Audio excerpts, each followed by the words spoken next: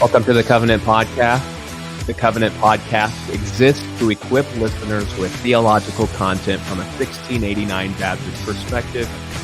We're on the Man of God Network, brought to you by Covenant Baptist Theological Seminary, and we are extremely grateful to all of our listeners to continue to tune in and to make this ministry useful, as we hope that it is edifying to you and that it's profitable for everyone who will listen. And in the past, we have done many Christian biographies, hopefully to encourage everyone who will contemplate these works of the Lord.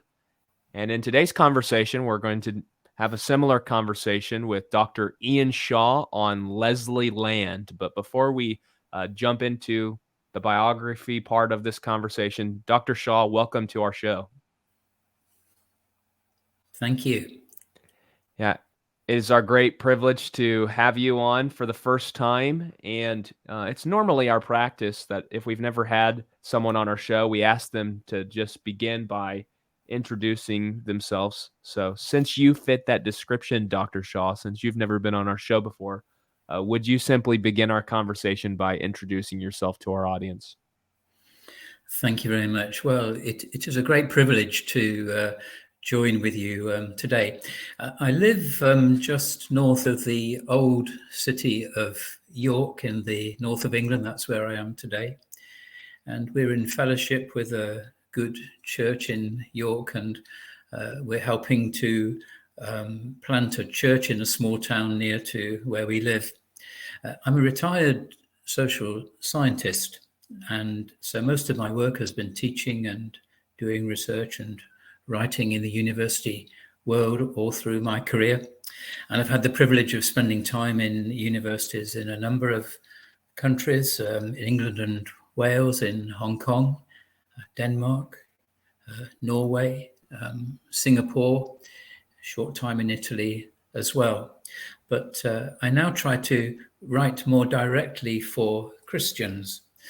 And since finishing the book that we're talking about today, I've turned to seeking to understand the history of evangelical Christian engagement with and response to slavery and those kinds of issues.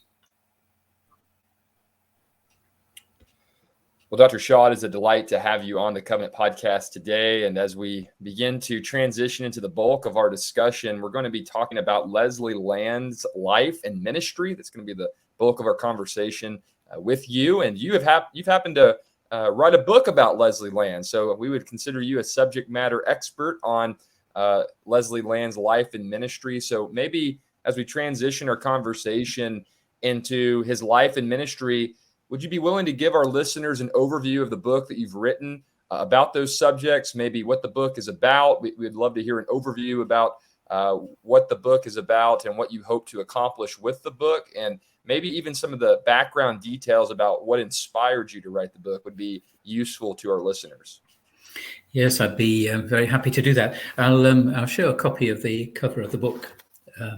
That's an old street in the 1950s in the city of Leicester. Well, on the question about how I came to write it, I think there are probably direct and then more distant inspirations. It must be as long ago as the early, perhaps the mid-1950s, when as a little boy, I first heard Leslie Land in Leicester in his church called Melbourne Hall in Leicester. And I was 16 when, at the time, he left the church in Leicester in the English Midlands. And very shortly after he left, a small group of us went to visit him one Saturday morning, uninvited, I might say.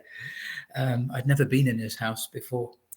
And it must have been the first time that a pastor had talked to me as one Christian to another, rather than as a pastor speaking to a rather young character who turned up unannounced. I never forgot that. And then when he died in 1985 after a long illness, I wrote a couple of obituaries about him in Christian newspapers, and the seeds were then sown. People started writing to me and sending me materials and so on. And over the last decade, I have transcribed and published a series of his studies on the second advent of Christ in a little book called The Appearing of Jesus. And I have written a series of articles about him. But it was the awareness that I had probably the most complete deposit of information about Leslie Land that eventually prompted me to think of making a fuller record. Perhaps the single most valuable source was the magazines that his church, Melbourne Hall, used to bring out each month. Now, when I say magazine, these were about 16 pages of close typescript, and each month there would be a 3 or 4 page extended synopsis or summary of a sermon by Leslie Land. I'll show you what the cover of the magazine used to look like. I hope you can see that. So that's how the magazine used to look when it came out each month. It wasn't easy to find a publisher, and I owe a special debt to Professor Michael Hakin, who I'm sure many of you listening to this will know.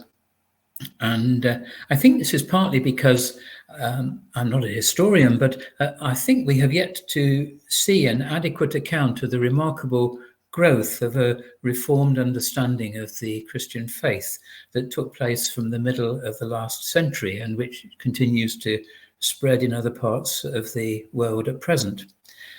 Because I suspect that I'll perhaps come back to this. I think there's a kind of sometimes Christian romanticism about the more distant past.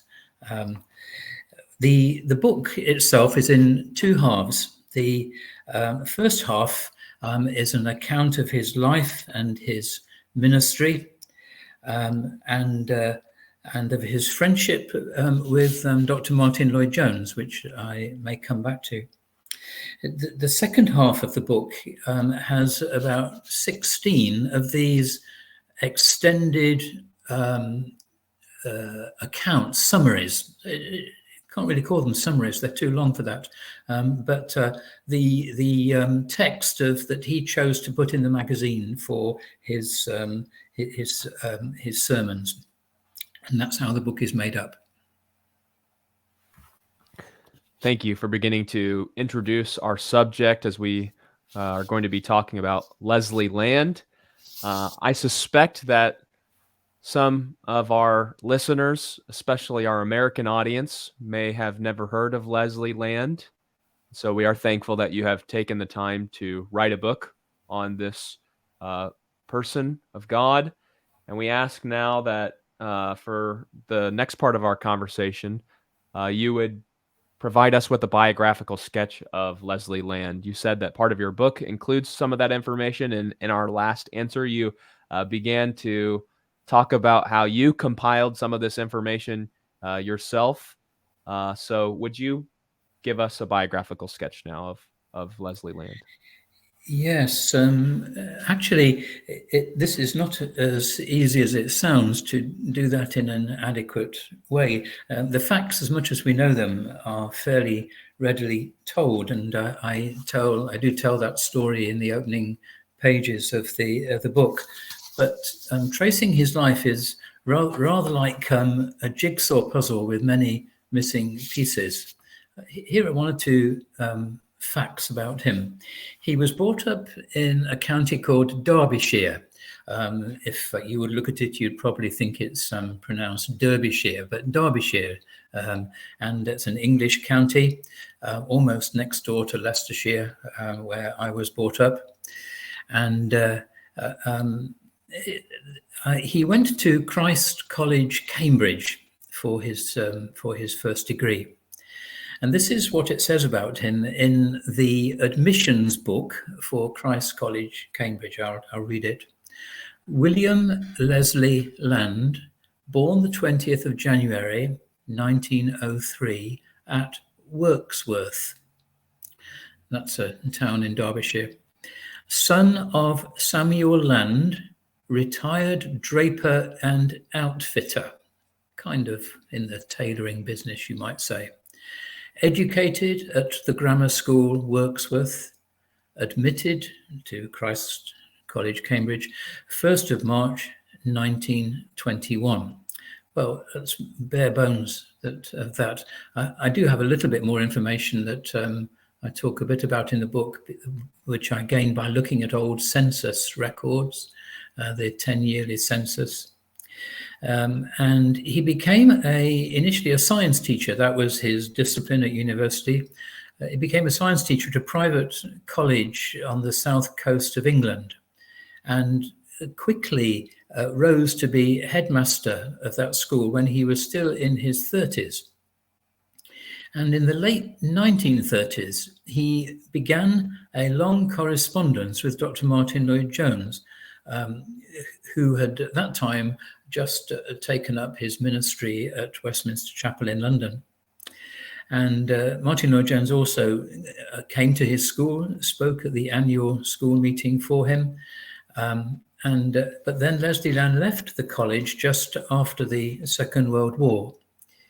And he spent a year back at university in Oxford, at a college in Oxford, gaining some kind of theological education, not of an evangelical or reformed character, that is for certain, as he made clear in some of the things he was to say.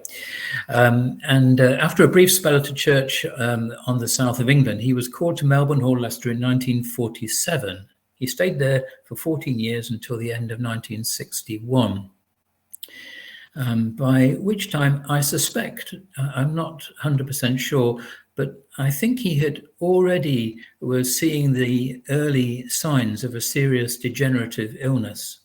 And he never went to any other church. I don't think he worked much. And he eventually died in 1985. His wife, Catherine, survived him for a few years, as did their son, Peter was their son. But Peter himself had lifelong learning and social disabilities. So in many ways, not easy. So that's the basic facts. It says a little, but not a great deal. Thank you for that helpful biographical sketch of Leslie Land, Dr. Shaw. It certainly has whetted my appetite to dive more into this figure's life and ministry. Hopefully I have opportunity to do that in my own studies. But I want to come back to something you mentioned a few moments ago. You referenced Land's friendship with Martin Lloyd-Jones. You've done that a few times now in our conversation. And I wonder if you could now spend a few minutes engaging with some of the details about that friendship between Land and Lloyd-Jones. I think several of our listeners would be fascinated to hear about how Land was connected to the doctor. We've done an episode on Lloyd-Jones in the past, so I think this would be a pretty unique and interesting point of discussion in this biographical overview of Leslie Land's life and ministry. So would you be willing to shed some insight into that relationship for our listeners? Very happy to. Indeed, it was absolutely central to all that followed after he started that correspondence. They used to meet from time to time. This was much of this correspondence was while the Second World War was happening, and you'll know that for parts of that period, London was heavily bombed. Martin Lloyd-Jones's chapel, Westminster Chapel, was also bombed during that period. I stumbled across their friendship by accident. I had bought the volume of Lloyd-Jones's letters, correspondence that the Banner of Truth Trust had published. And in that volume, I found that there were two, possibly three, I haven't checked, but certainly two letters to Leslie Land. So I emailed Ian Murray, the editor of the book, and I asked Ian if there were more letters. He told me, yes, there were. There was a bundle of them that he had been given by a lady who had herself at one time been at Melbourne Hall in Leicester. He loaned those to me. The letters in the reverse direction, Leslie Land to Lloyd-Jones, sadly didn't survive. They would have been fascinating, though you can infer something from Lloyd-Jones's replies, because often he is responding. You get the sense that although their friendship was a close one, they used to meet up in coffee houses in London and so on. They would have that time meeting up, and sometimes Leslie Land and his wife would go and stay with the Lloyd-Joneses, with Martin Lloyd-Jones and Bethan Lloyd-Jones. I should say, just comes to mind to say that I enjoy a friendship with Lloyd-Jones's grandson, Jonathan Catherwood. And Jonathan has told me one or two anecdotes about his childhood memories of his grandfather coming to stay. And you can, in these letters, you can read the growing friendship in the tone of the doctor's often, well, I was going to say often barely legible handwriting, always barely legible handwriting. Some parts of it I could never read. I asked Ian Murray what he thought they were. He said he didn't know either what was in there.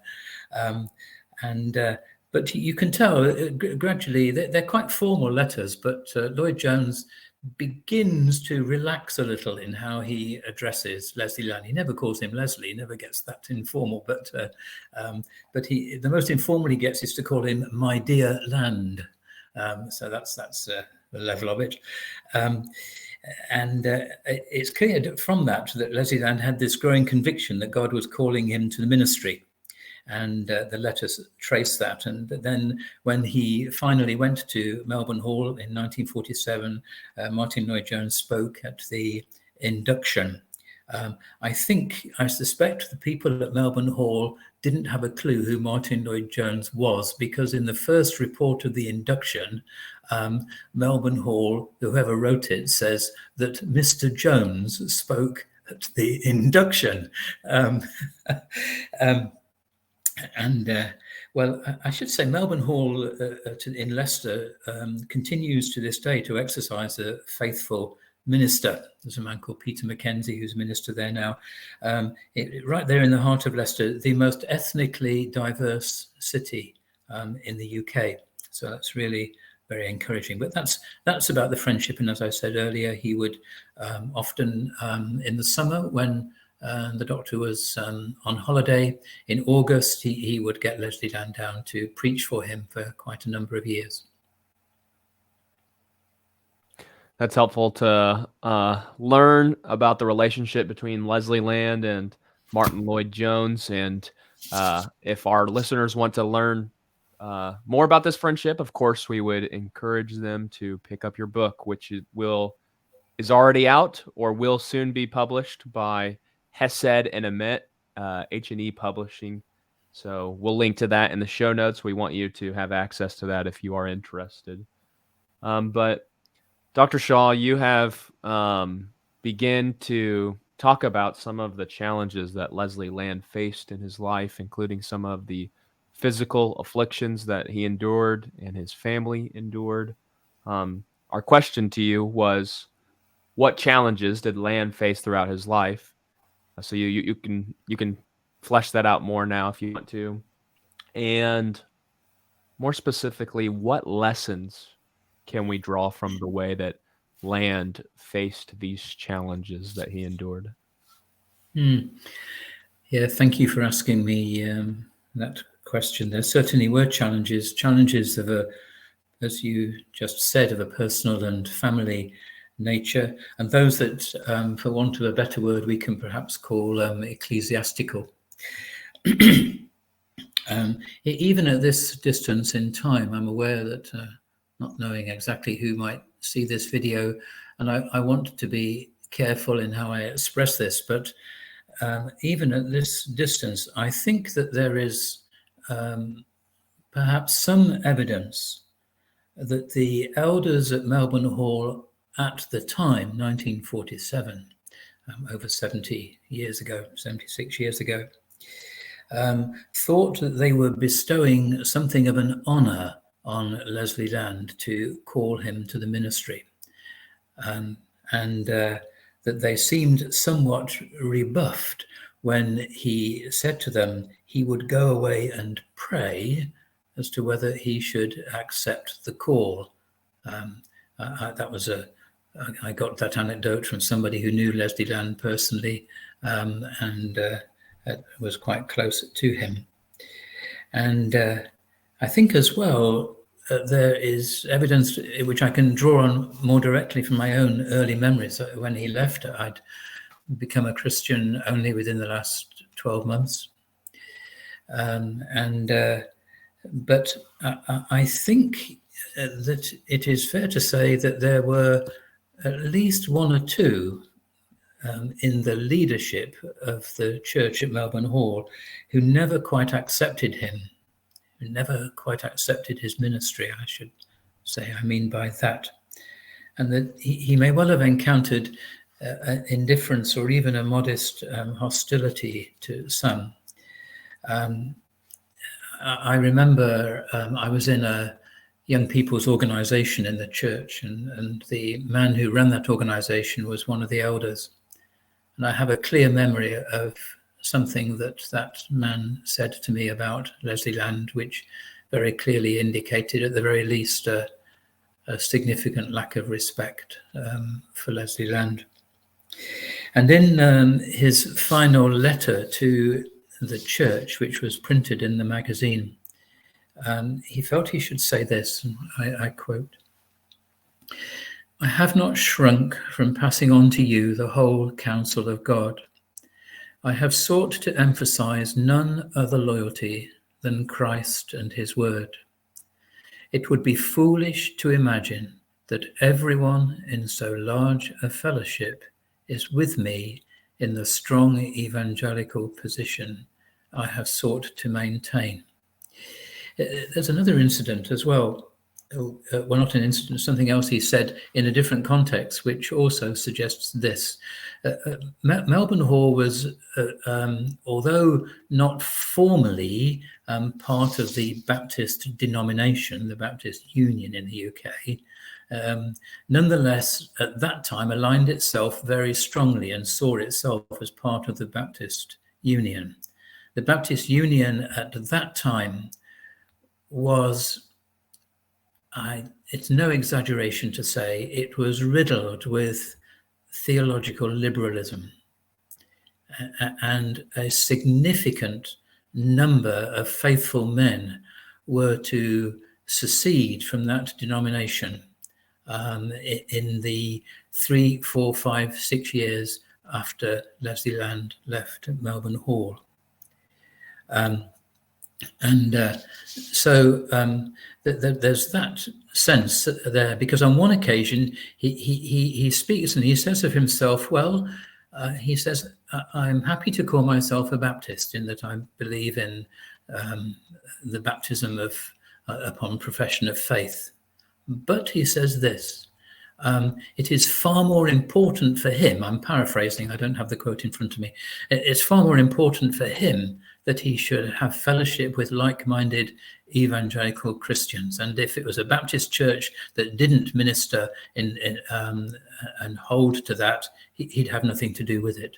So you can see the position that he put himself up. So, and then perhaps I can say one other thing about the difficulties he faced. I've referred already to the challenges that he and Catherine and his wife met in their family life, particularly with Peter, their son. But I think it's fair to say that in terms of temperament, Leslie Land was what we might call a glass half empty man. And twice during his ministry, his 14-year ministry, he took absences from the pulpit for several months.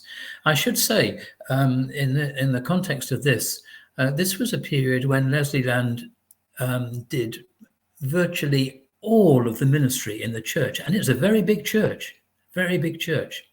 I would think at that time there was probably a membership of 600 or 700, which by British standards is a big church. So twice he had time out. In fact, in that same volume of letters by Lloyd-Jones I referred to, one of the letters to Leslie Land is a very helpful one that he wrote to him on one such occasion.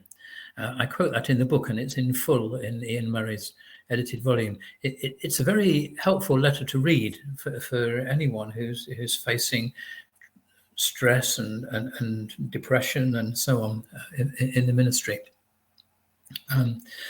So they're the difficulties and challenges that he faced. Yes. We've been talking with Dr. Ian Shaw about the life and ministry of Leslie Land. Dr. Shaw, you have shared so many helpful insights about both of those subjects, the life of Leslie Land, the ministry of Leslie Land. I hope that many of our listeners have been encouraged by this conversation. And as we seek to wrap up all that we've been talking about together today, what final words would you like to share with our listeners about Leslie Land or about your book or anything relevant to what we've discussed today? Yes, happy to do so. Several things have happened really since the book was complete, although the book was published in July, so kind of hot off the press. But since the book, the manuscript was completed, there's been one or two significant developments. The first one is that I have come into possession of a significant number of the old reel-to-reel audio tapes of his ministry. I tell the story of how his ministry came to be recorded. I tell that story in the book. It was in the 1950s. A man was in the congregation, and this man was so moved by the ministry, he thought it should be recorded. So he took along to the church what in the mid-1950s counted as a portable tape recorder. We can imagine how big it would have been, and started recording him.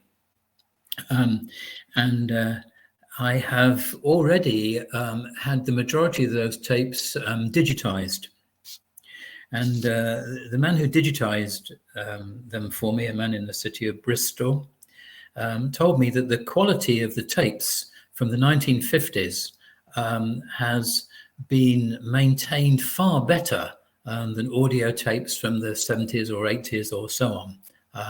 And it is true, the sound quality of the digital tapes that I've listened to, digital recordings, is excellent. You can hear Leslie Land without the slightest difficulty, and so on. So, they were eventually found somewhere in a room in Melbourne Hall, and a number of others as well have come to me as well. So, and the good news is that the main university in Leicester has agreed to accept the digitized sound files of his ministry into a permanent archive. In fact, I was down in Leicester on Monday of this week, handing over the tapes, and there are some cassette recordings as well. There are some still for them to digitize, and they will be then made available in an oral history archive. And there's one or two more of unpublished sermons of Leslie Land, because I was only able to get a small number in, which are going to continue to come out in the Reformed Baptist magazine Reformation Today. I said a moment ago that I think sometimes there's a hint of romanticism when we read of people like Charles Spurgeon or George Whitefield and Jonathan Edwards and so on. Now, Leslie Land was not an ordinary person in the sense that perhaps you or I may think we may be. But I want to read something. It wasn't referring to Leslie Land at all, but I get regular postings from the Evangelical Movement of Wales. I don't know whether you'd be familiar with that, a fellowship of Reformed churches in Wales, which again was greatly helped and shaped by Martin Lloyd-Jones's ministry. He used to go and preach at their summer conference every year without fail. And this was a posting I had about a year ago. I'll read it. To win God's praise, one does not need to be wonderful or striking. It is given to those who may do no miracle. That's a quotation from John chapter 10, verse 41.